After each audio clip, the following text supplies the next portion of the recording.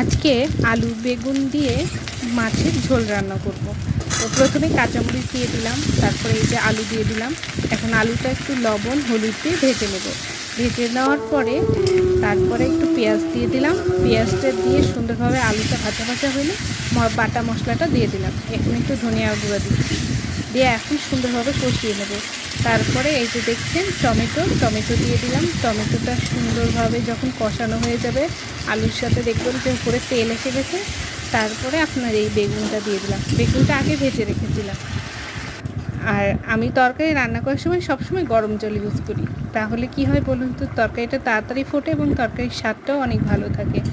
তো এই যে দেখছেন সুন্দরভাবে আমার মাছটা হয়ে গেছে। এখন ফোড়নে দিয়ে দিলাম একটু জিরা আর একটা শুকনো লঙ্কা দিয়ে ফোড়নটা দিয়ে যে মাছের ঝোলটা দিয়ে দিলাম। আর একটু কিছুক্ষণ ফুটিয়ে তারপরে নামিয়ে নেব। তো ধন্যবাদ সবাইকে। আমার রান্নাটা কেমন হয়েছে একটু জানাবেন।